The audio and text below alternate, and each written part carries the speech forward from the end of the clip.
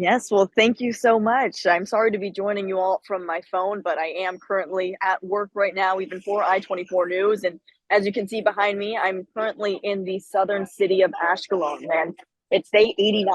It's hard to believe that it's been 89 days since the October 7th massacre, but for the families behind me here, they're gathering once again for those that are still hostage inside the Gaza Strip, nearly 90 days since they were taken. And so we're covering this event here at I-24.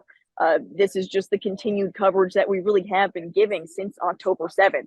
And I have to say, it's eerie being back here in Ashkelon because I was actually working on October 7th.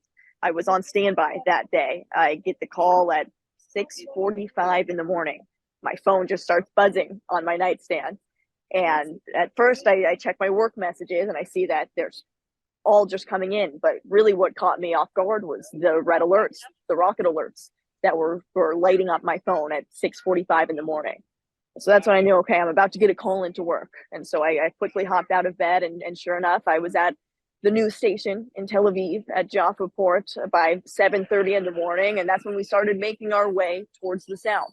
And at this point, our manager at this point had just told us there were reports of some rocket hits in some of these southern cities. So to go to some of the houses and interview the people, and we'll see how the day unfolds from there.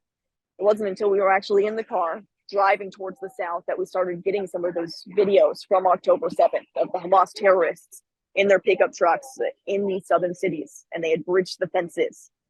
I remember I texted my boss because I said, listen, I know what to do for a rocket alert, right? Stay near a shelter. What do I do for terrorists?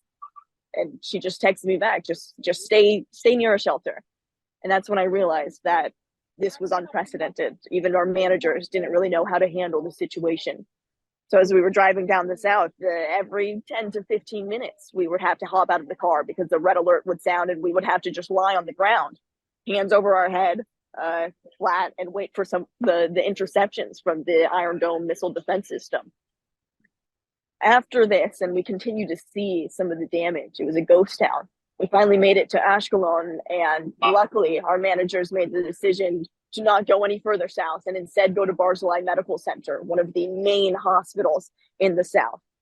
And when we got there, by 9:30, 10 in the morning, it was overwhelmed with people already. I saw civilians bringing their family members in the back of pickup trucks, injured, or in some cases, even killed.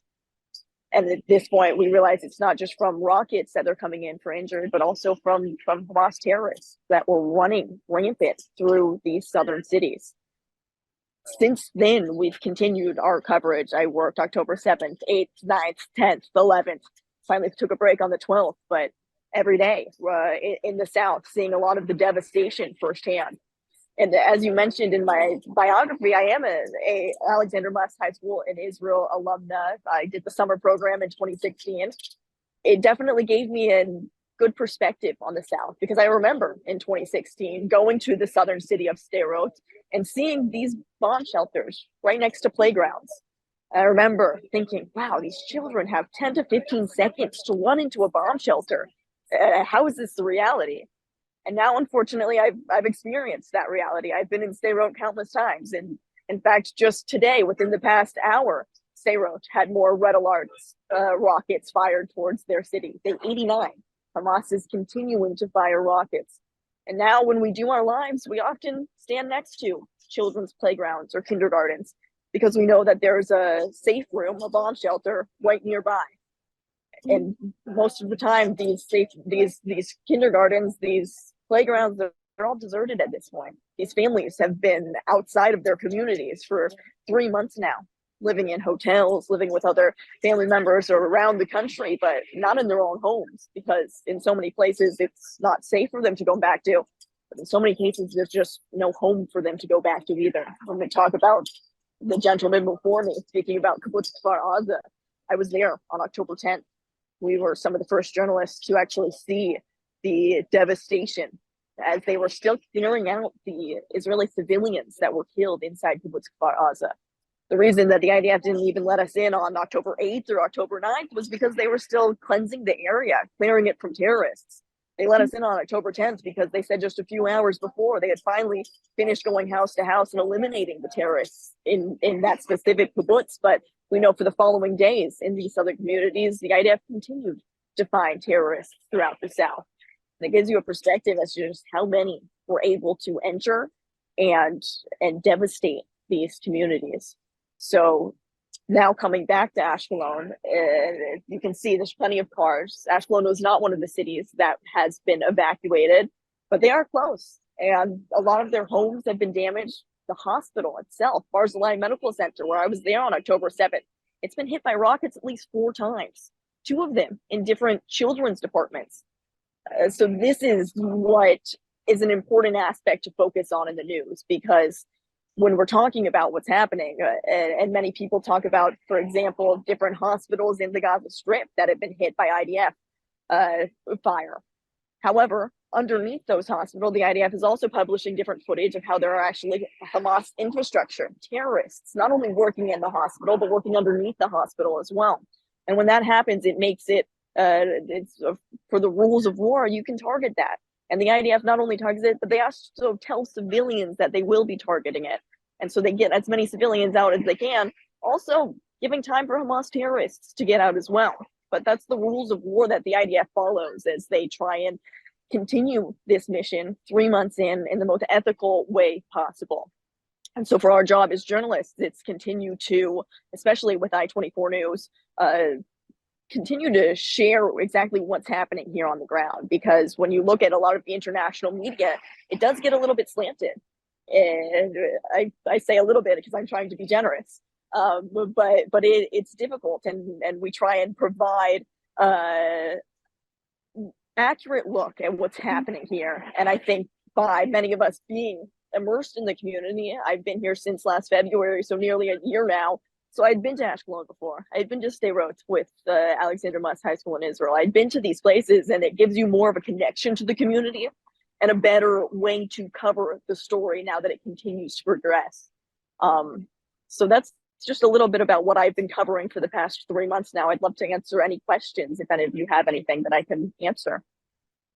Yes, Nicole, we have lots of questions coming in. First one is, ask about the mood of the country now. Is there still general unity about the war across the political spectrum? It's a good question. And I think the unity that we saw in the first 1 to 2 months, everyone came together, whether you weren't called up for reserve duty, or then you were making meals for those in reserve duty or driving equipment to those on the front lines in the South and the North. Now that the fog of war seems to be receding a little bit, we are having a lot of people come back to the same political disputes that we saw before October 7th. I don't think the country is divided, but there are a lot of political leaders that have a lot of questions that need to be answered. And people in the civilian population want those questions to be answered. But what you're hearing from a lot of these political leaders is that now is the time to fight the war. And after the war is won is when we will answer those questions. But as the months go on, you're hearing more of the debate inside society as to those questions need to be answered now, and someone needs to pay the consequences for how the October 7th failure was allowed to happen. And we'll get to at least one more. Tell us about any conversations you've had with foreign media colleagues and how they view the events. It's an interesting question, and I've done a lot of interviews with different international media, many in the States, even Fox News, CNN. I've done a few with them, and for the most part, their questions when they're coming to me, it's pretty honest. And I think when I'm speaking to a lot of the journalists on the ground, maybe for the most part, the ones that I am speaking to, and even when I'm asking them different questions, and even today, I was in kibbutz very kind of overlooking the Gaza Strip, and you see journalists from Turkey, that work with Al Jazeera. You see them from all of these places, and they're speaking in many languages that I can't understand. But for the most part, the ones that are in Israel are doing their best to provide the coverage that we're seeing here in Israel. I can't say the same for the journalists that are inside Gaza, and they're having access to sites that I myself am not seeing here in Israel. And so I think that's kind of the difference when you're talking to these journalists, depending on where they're reporting from. I will say it's something that bothers me when I see some of these, take for example, the BBC interviews or Sky News interviews with a lot of these anchors sitting in their home in Europe or in their studio in Europe talking to some of these IDF officials and berating them with questions as if they know the story better than the officials. And I think that's something that a lot of journalists almost believe, that they know the story better than the official. But it's our job to ask the official the questions, get their statement. We can analyze it after the fact. But for a lot of these journalists, they haven't been to a battleground like these IDF soldiers, commanders, generals. And so when I see them doubting, questioning, berating, really, attacking these officials, that's what, as a journalist, for me, I think it crosses the line and they start to lose some of their journalistic integrity. So we know that you only have a couple minutes left, but one of the questions that came in is regarding what's the Israeli feeling towards the anti-Semitism throughout the world? And are they aware of what's going on, like at Harvard and University of Pennsylvania? How aware are the Israelis? They're very aware. And unfortunately, I think it's harder for maybe some Olim or new immigrants to Israel than it is for the Israelis themselves, because the Israelis that I've been speaking to, they're very tough and they're very unfortunately used to this type of anti-Semitism. And so to them, it hasn't been as shocking as it is to even me personally. I've been shocked seeing the scenes in my home country in the United States. But speaking to the Israelis, they say, this too shall pass.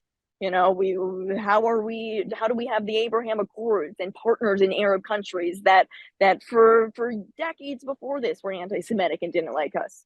This too shall pass seems to be their mentality, which I appreciate and I respect. And I think it's an optimistic look at what's happening. And we know that during a war, especially, the anti-Semitism does seem to surge when it comes to a war in Israel.